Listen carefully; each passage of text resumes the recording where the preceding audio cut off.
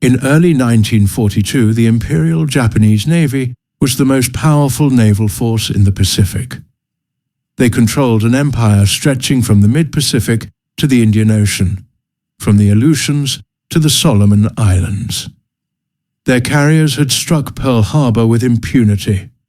Their battleships dominated Asian waters, and their veteran pilots were considered the finest in the world. Yet just 18 months later, this supremacy had evaporated. By 1943, the Japanese Navy was in retreat, losing battles, ships, and trained personnel at a rate that would prove catastrophic. Today we're exploring the strategic, tactical, and industrial factors that explain this dramatic reversal. A story of resource limitations, flawed doctrine, and an opponent whose industrial might would prove unstoppable. The foundation of Japanese naval aviation was its superbly trained carrier pilots. These aviators underwent training programs lasting 2 to 3 years, producing highly skilled professionals who could execute complex attacks with precision. Before 1942, Japan had approximately 3,500 trained carrier pilots, an elite force that represented the Navy's most valuable asset. But this system had a fatal flaw. It couldn't scale to meet wartime losses. The Battle of Midway in June 1942 began the pilot crisis. Japan lost 4 fleet carriers and, more critically, over 100 experienced pilots and aircrew. While carriers could theoretically be replaced through new construction, pilots could not. The Japanese training system remained focused on producing small numbers of highly skilled aviators, rather than adequate numbers of competent ones. Training standards weren't lowered to increase output, meaning that pilot losses accumulated faster than replacements could be trained. By mid-1943, Japanese carrier air groups were being filled with pilots who had 100, 200 hours of flight time compared to the 600-plus hours their predecessors had received. These less experienced aviators were facing American pilots, who were themselves gaining combat experience while flying increasingly superior aircraft. The mathematics were brutal. Experienced pilots were being lost in combat faster than new pilots could be trained, and the new pilots were less likely to survive their first missions, creating a death spiral that Japanese naval aviation could never escape. The industrial disparity between Japan and the United States was staggering and widened dramatically after 1942.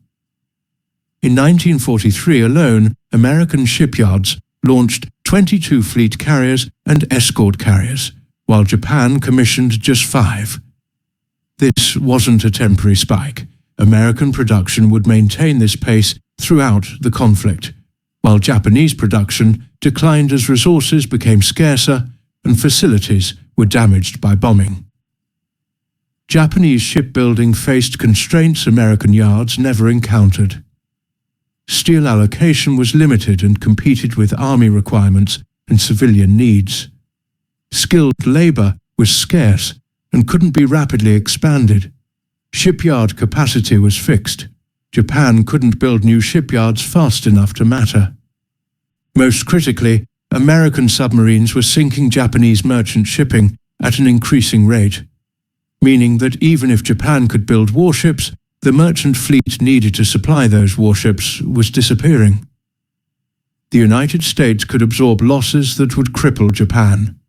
When the carrier Hornet was sunk in October 1942, 5 more Essex-class carriers were already under construction. When Japan lost the carrier Shokaku in June 1944, no equivalent replacement existed. American industrial capacity meant that every loss could be replaced multiple times over, while Japanese losses were permanent. This industrial imbalance transformed naval warfare into a war of attrition that Japan could not possibly win. American submarines waged a devastatingly effective campaign against Japanese merchant shipping that strangled the empire's economy and naval operations. Japan began the conflict with approximately 6 million tons of merchant shipping, barely adequate for peacetime needs and insufficient for sustaining a far-flung empire at war. By the end of 1943, over 3 million tons had been sunk, with submarines accounting for the majority of losses. The Japanese Navy never prioritized anti-submarine warfare or convoy protection. Destroyers and escorts were valued for offensive operations rather than defensive convoy duty, which was considered unglamorous and wasteful. This meant that Japanese merchantmen sailed with minimal protection, making them easy targets for increasingly aggressive American submarines. The Navy's doctrine emphasized decisive battle with the American fleet, not the grinding necessity of protecting logistics. The consequences were catastrophic. Oil tankers sinking meant that fuel couldn't reach Japan from the East Indies, limiting naval operations. Ore carriers sinking meant that steel production declined, reducing shipbuilding and aircraft manufacturing. Transport ships sinking meant that troops on isolated islands couldn't be reinforced or supplied. By 1944, Japan's merchant fleet was operating at less than 50% of its 1941 capacity, and the Navy had to reduce training and operations due to fuel shortages. The submarine campaign didn't just sink ships, it severed the arteries that kept the Japanese war economy alive. American radar technology provided decisive advantages in detection, fire control, and night fighting that Japanese forces couldn't match. By 1943, every American warship carried multiple radar sets. Search radars that could detect enemy ships and aircraft at long range, and fire control radars that directed accurate gunfire even in darkness or poor visibility. Japanese radar development lagged years behind, with many ships carrying no radar at all. The impact of this technology gap was dramatic in night surface actions. At the Battle of Vella Gulf in August 1943, American destroyers detected Japanese ships at 20,000 yards, using radar, launched torpedoes, and withdrew before the Japanese even knew they were under attack. Similar one-sided engagements occurred repeatedly, as American forces used radar to dictate the terms of battle, engaging when they had advantages and avoiding disadvantageous situations. Fire control radar meant that American ships could achieve accurate hits on their first salvos, even at night or in poor weather. Japanese ships relying on optical rangefinders were essentially blind in these conditions. The night battle advantage once enjoyed by Japanese forces through superior optics and training was completely reversed by radar technology. By late 1943, Japanese commanders actively avoided night surface actions, a complete reversal from earlier in the conflict, when night combat was considered a Japanese strength. After the Guadalcanal campaign ended in February 1943, Japan never again held the strategic initiative in the Pacific.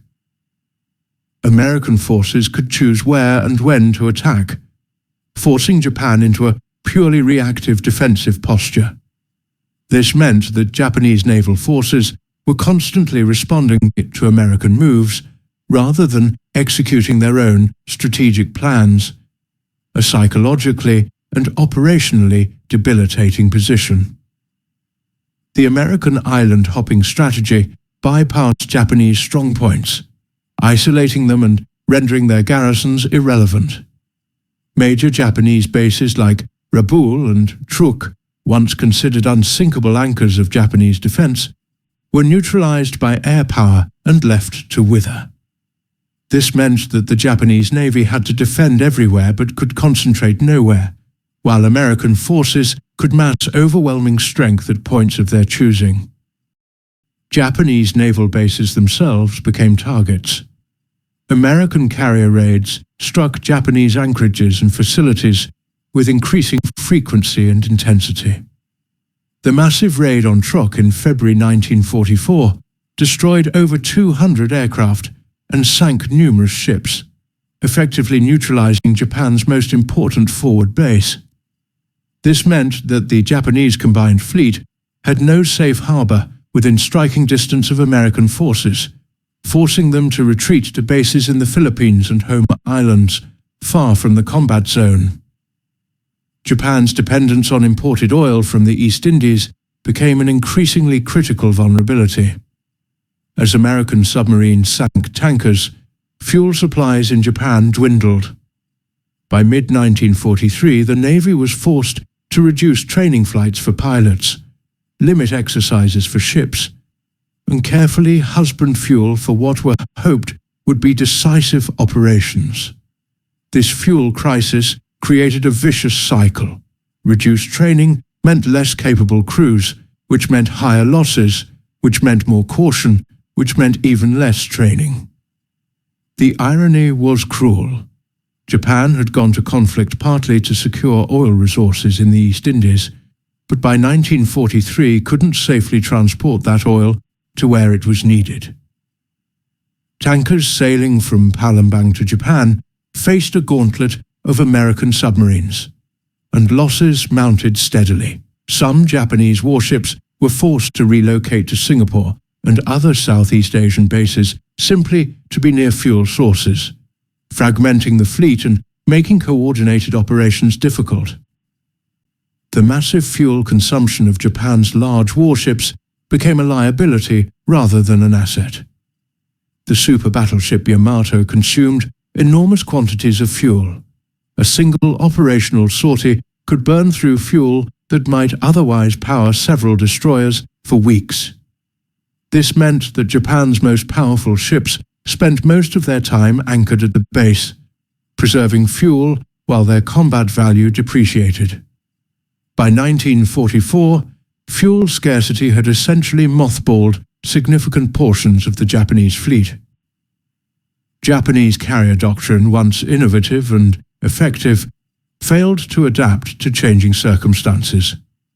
The Navy continued to emphasize offensive striking power over defensive capabilities, building carriers with large air groups but inadequate anti-aircraft armament and damage control systems.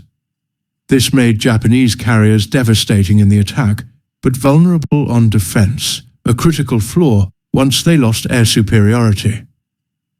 Japanese carriers were designed to launch massive alpha strikes, putting every available aircraft into a single overwhelming attack. This doctrine had worked at Pearl Harbor and in the Indian Ocean, but by 1943 it was obsolete. American carriers could launch and recover aircraft continuously, maintaining constant combat air patrols and executing multiple smaller strikes. Japanese carriers, by contrast, had to spot their entire deck for a launch, leaving them vulnerable for extended periods. Damage control was another critical weakness. American carriers had sophisticated firefighting systems, armored flight decks on some designs, and extensive damage control training. Japanese carriers had minimal armor, aviation fuel systems that were fire hazards, and damage control procedures that proved inadequate under combat conditions. This meant that damage that might disable an American carrier would often sink a Japanese one, as demonstrated repeatedly in the carrier battles of 1944. The loss of experienced commanders and staff officers was as damaging as the loss of pilots and ships. Japan's pre-conflict naval leadership had been exceptionally well trained, with years of experience and sophisticated tactical understanding. But combat losses, exhaustion, and the stress of continuous retreat degraded this leadership cadre. Unlike pilot training, there was no program to systematically develop replacement commanders with equivalent experience. The death of Admiral Yamamoto in April 1943, when his aircraft was ambushed by American fighters, was emblematic of this leadership crisis. Yamamoto had been Japan's most innovative and capable naval strategist. His loss couldn't be made good by simply promoting someone else. His combination of strategic vision, political influence, and tactical expertise was irreplaceable. Similar losses at lower command levels accumulated throughout 1943, degrading the Navy's institutional capability. The increasing complexity of naval warfare strained Japanese command and control systems. Coordinating carrier groups, surface forces, submarines, and land-based aviation required sophisticated communications and planning capabilities. As experienced staff officers were lost and the operational environment became more demanding, Japanese naval operations became increasingly poorly coordinated. Confused orders, missed opportunities, and botched attacks became more common as the quality of command staffs declined. American carrier task forces developed sophisticated fighter direction systems that use radar to vector interceptors onto incoming threats. Combat air patrols, CAP, of fighters orbited the carriers continuously, controlled by fighter direction officers who watched radar screens and directed fighters to intercept Japanese attackers before they could reach the fleet. This system was devastatingly effective. The Combat Information Center, CIC, aboard American carriers became the nerve center of defensive operations. Here, officers monitored radar displays showing friendly and enemy aircraft, directed fighter intercepts, and coordinated anti-aircraft fire. Japanese carriers had nothing equivalent. Their fighter direction remained primitive, with visual observation and radio chatter substituting for the organized system American forces employed. The result was slaughter. At the Battle of the Philippine Sea in June 1944, the Great Marianas Turkey Shoot, American fighters directed by radar-equipped carriers shot down over 300 Japanese aircraft in a single day while suffering minimal losses. Japanese attackers were intercepted far from the American fleet and destroyed before they could effectively strike.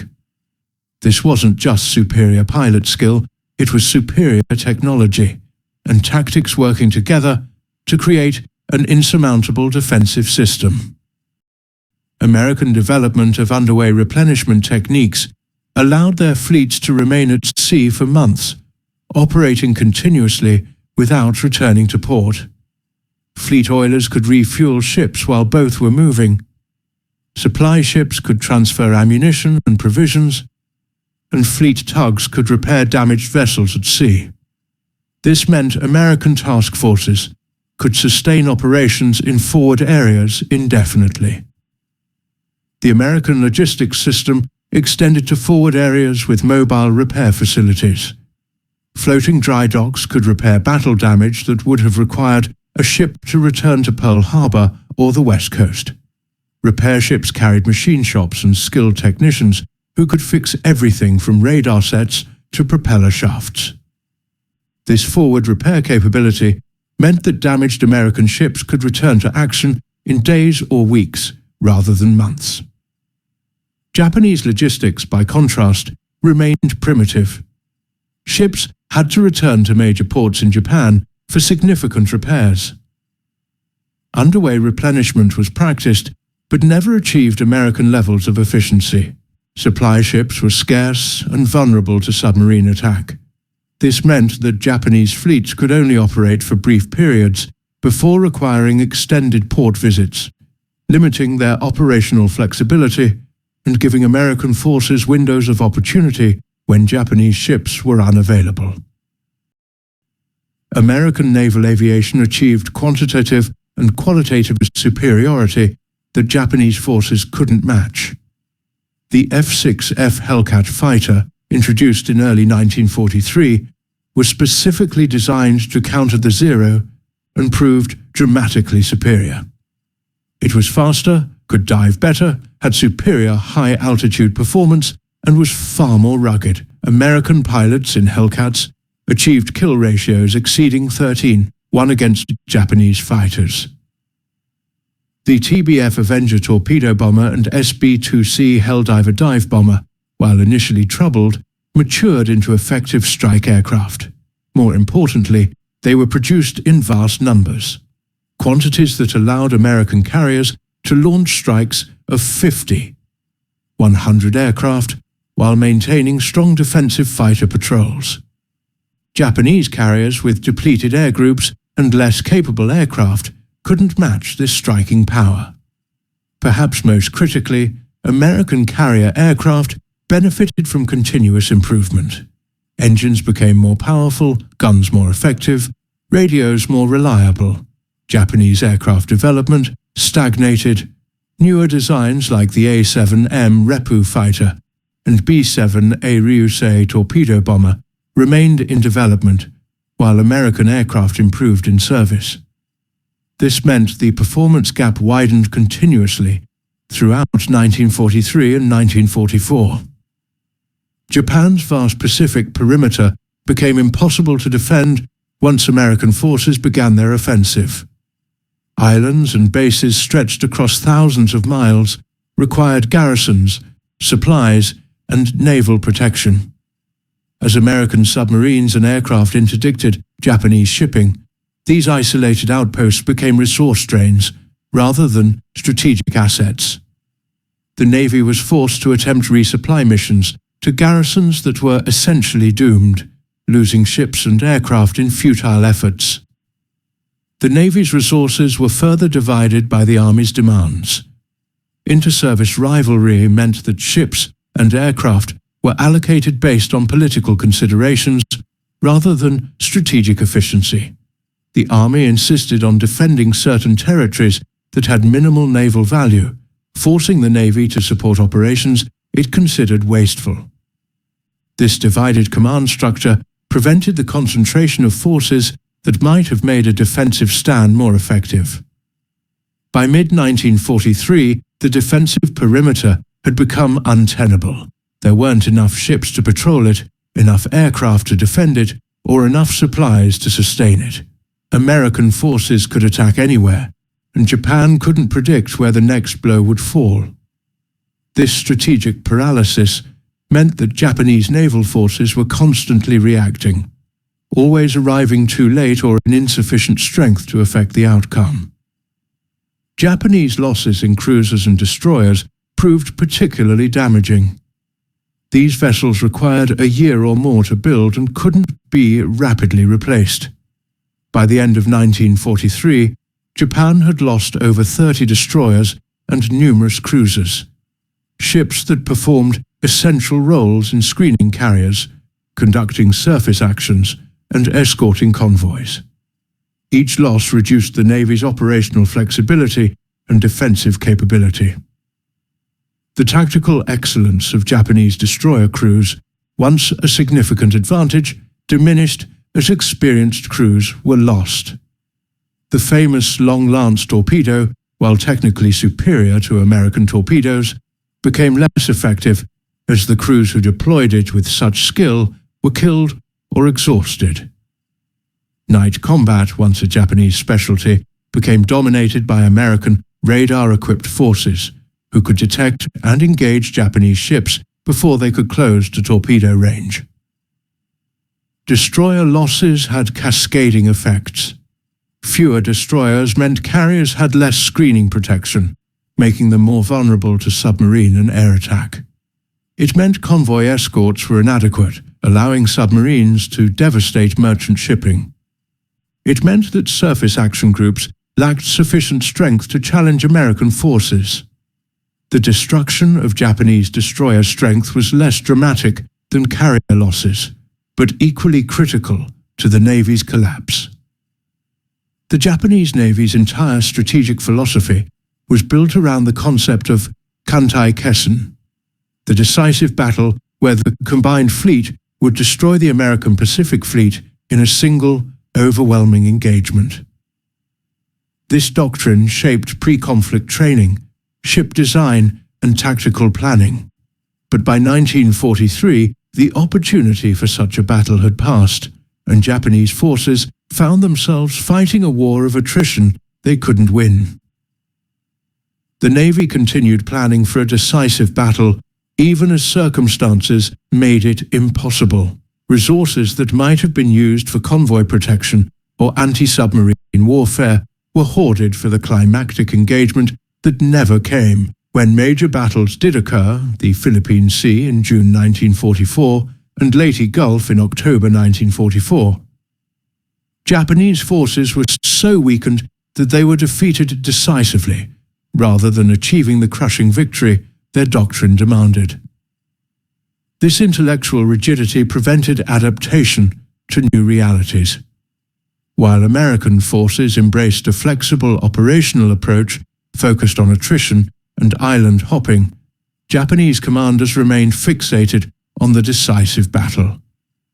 This meant that tactical victories were seen as meaningless unless they led to the climactic engagement, while tactical losses were minimized as temporary setbacks before the final showdown.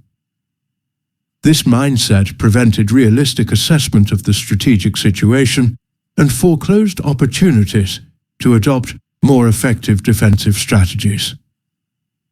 The Japanese Navy's loss of Pacific control after 1943 wasn't the result of a single catastrophic defeat, but rather the culmination of multiple compounding failures. The industrial disparity meant that losses couldn't be replaced. The pilot crisis meant that aviation effectiveness steadily declined. The submarine campaign strangled logistics and resources.